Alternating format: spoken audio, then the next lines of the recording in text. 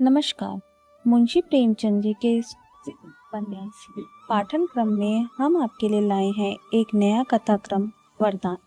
सुप्रसिद्ध उपन्यास वरदान की कथा सुवामा के पुत्र प्रताप चंद्र के परिक्रमा करती है। प्रताप का बचपन विरजन के साथ मैत्री भाव में बीतता है, किंतु उसके विवाह के समय वह शोक और ईर्ष्या से भर जाता है। विरजन के स्वामी कमलाचरण की मृत्यु के बाद प्रताप की विरजन को प्राप्त करने की चेष्टा व उसका अनुपालन करने की क्रिया में उसका मन उसे धिक्कारने लगता है और उसी क्षण उसका पथ परिवर्तन हो जाता है।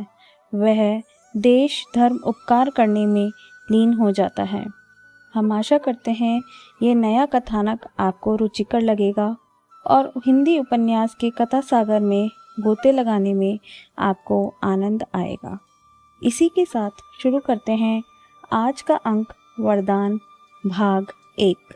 विंध्याचल पर्वत मध्य रात्रि के निविड़ अंधकार में कालदेव की भांति खड़ा था।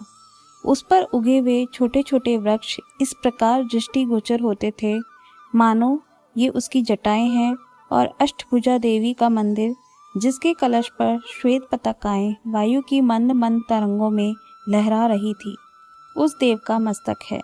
मंदिर में एक झिलमिलाता हुआ दीपक था जिसे देखकर किसी धुंधले तारे का भान हो जाता था। अर्धरात्रि व्यतीत हो चुकी थी। चारों ओर भयावह सन्नाटा छाया हुआ था। गंगा जी की काली तरंगे पर्वत के नीचे सुखद प्रवाह से प्रवाहित हो रही थी। उनके बहाव से एक मनोरंजक राग की ध्वनि निकल रही थी। ठोर ठोर नावों पर और किनारों के आसपास मल्लाहों के चूल्हों की आंच दिखाई देती थी। ऐसे समय में एक श्वेत वस्त्र धारिणी स्त्री अष्टभुजा देवी के सम्मुख हाथ बांधे बैठी हुई थी। उसका प्रौढ़ मुखमंडल पीला था और भाव से कुलीनता प्रकट होती थी। उसने देर तक सिर झुकाए रहने के पश्चात कहा, माता, आज 20 वर्ष से कोई मंगलवार ऐसा नहीं गया जबकि मैंने तुम्हारे चरणों पर सिर न झुकाया हो। एक दिन भी ऐसा नहीं गया जबकि मैंने तुम्हारे चरणों का ध्यान न किया हो। तुम जगत तारिणी महारानी हो। तुम्हारी इतनी सेवा करने पर भी मेरे मन की अभिलाषा पूरी न हुई। मैं तुम्हें छोड़कर कहाँ जाऊँ? स्त्री ने भाव विवल होकर माता के चरणों से मस्तक उठाया। माता, मैंने सैकड़ों व्रत रखे, देवताओं की उपासनाएं की, तीर्थ यात्राएं की, परंतु मनोरथ पूरा न हुआ। तब तुम्हारी शरण आई। अब तुम्हें छोड़कर कहाँ जाऊं?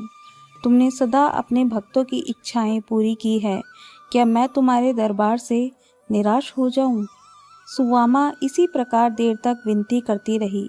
अकस्मात उसके चित्त पर अचेत करने वाले अनुराग का आक्रमण हुआ। उसकी आंखें बंद हो गई और कान में ध्वनि आई, सुवामा, मैं तुझसे बहुत प्रसन्न हूँ। मांग, क्या मांगती है? सुवामा रोमांचित हो गई। उसका हृदय धड़कने लगा। आज 20 वर्ष के पश्चात महारानी ने उसे दर्शन दिए। वह कांपती हुई बोली, जो कुछ मांगूंगी वह महारानी देंगी। हाँ, मिलेगा। मैंने बड़ी तपस्या की है, अतएव बड़ा भारी वरदान मांगूंगी। क्या लेगी? कुबेर का धन? नहीं। इंद्र का बल? नहीं। सरस्वती की विद्या? नहीं। फिर क्या लेगी? संसार का सबसे उत्तम पदार्थ? वह क्या? सपूत बेटा, जो कुल का नाम रोशन करे? नहीं। जो माता पिता की सेवा करे? नहीं। जो विद्वान और बलवान हो? नहीं। फिर सपूत बेटा किसे कहते हैं? जो अपने देश का उपकार करे। तेरी बुद्धि को धन्य है। जा, तेरी इच्छा पूरी होगी। मुंशी शालीग्राम बनारस के पुराने रईस थे।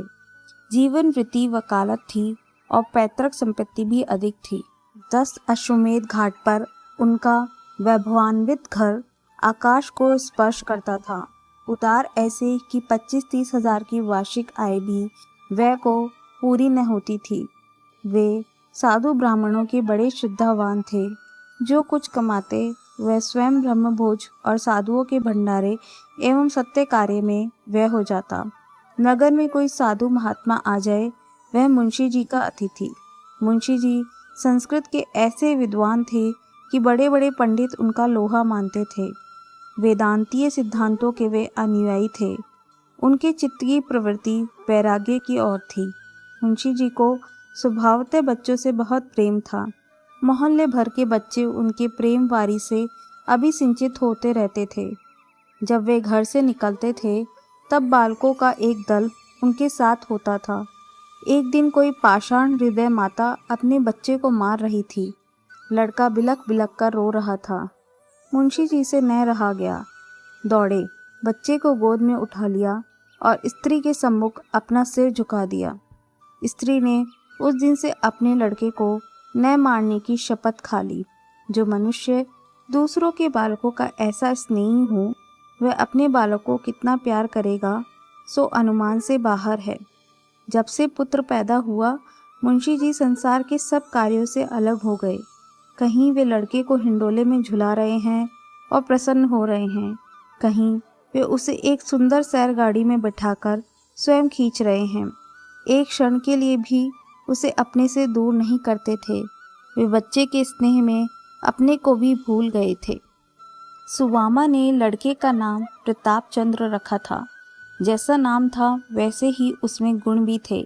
वह अत्यंत प्रतिभाशाली और रूपवान था। जब वह बातें करता, सुनने वाले मुग्ध हो जाते। भव्य ललाट दमकता रहता था। अंग ऐसे पुष्ट की द्विगुण दीन वाले लड़के को भी वह कुछ न समझता था। इस अल्प आयु में ही उसका मुखमंडल ऐसा दिव्य और ज्ञानमय था कि यदि वह अचानक किसी अपरिचित मनुष्य के सामने आकर खड़ा हो जाता तो वह विस्मय से ताकने लगता था। इस प्रकार हंसते खेलते 6 वर्ष व्यतीत हो गए। आनंद के दिन पवन की भांति सन्न से निकल जाते हैं और पता भी नहीं चलता। वे दुर्भाग्य के दिन और विपत्ति की रातें हैं जो काटे नहीं कटती।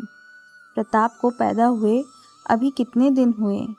बधाई की मनोहारिणी ध्वनि कानों में गूंज ही रही थी कि 6ठी वर्षगांठ आ पहुंची। 6ठे वर्ष का अंत दुर्दिनों का श्री गणेश था। मुंशी शालिग्राम का सांसारिक संबंध केवल दिखावटी था। वह निष्काम और निस्संबंध जीवन व्यतीत करते थे। यद्यपि प्रकटतः वह संन्यास संसारी मनुष्यों की भांति संसार के कलेशों से कलेशित और सुखों से हर्षित दृष्टिगोचर होते थे, तथापि उनका मन सर्वथा उस महान और आनंदपूर्ण शांति का सुख भोग करता था जिस पर दुख के झोंकों और सुख की थपकियों का कोई प्रभाव नहीं पड़ता है। माघ का महीना था। प्रयाग में कुंभ का मेला लगा हुआ था। रेलगाड़ियों में रात्रि रुई की भांति भर भर कर प्रयाग पहुंचाए जाते थे। 80-80 बरस के वृद्ध, जिनके लिए वर्षों से उठना कठिन हो रहा था, लंगड़ाते, लाठियां टेकते मंजिल तय करके प्रयागराज जा रहे थे।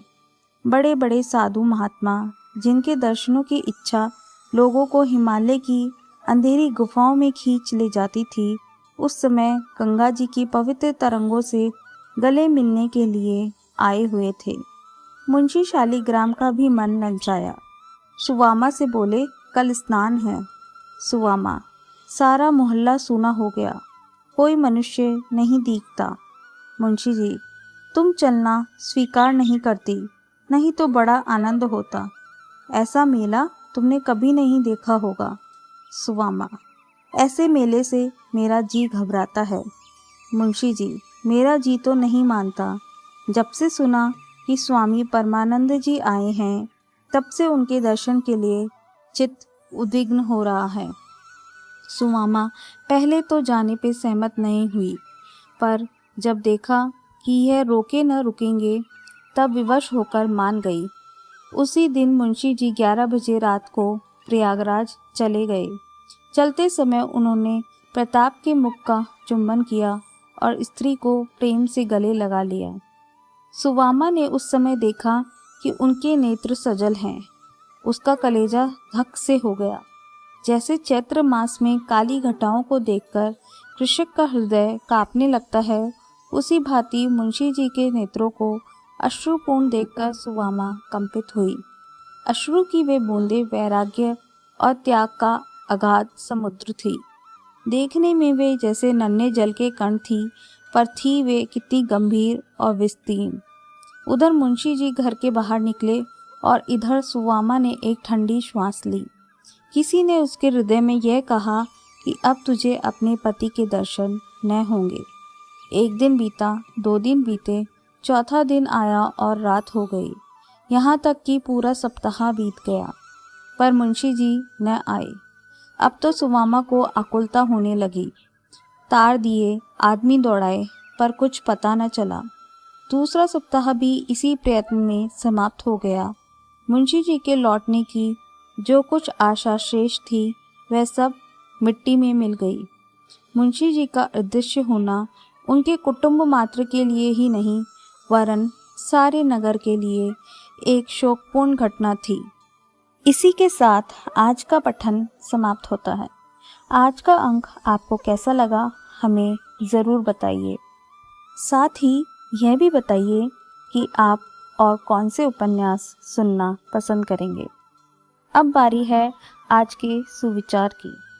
आज का हमारा सुविचार कुछ इस प्रकार है। जिंदगी में तकलीफ अकेलेपन से नहीं, किंतु तकलीफ अंदर के शोर से है। अतः अंत मन को शांत बनाइए और जीवन नौका की यात्रा का आनंद लेते रहिए। आज के हमारे पठन को सुनने के लिए बहुत बहुत धन्यवाद।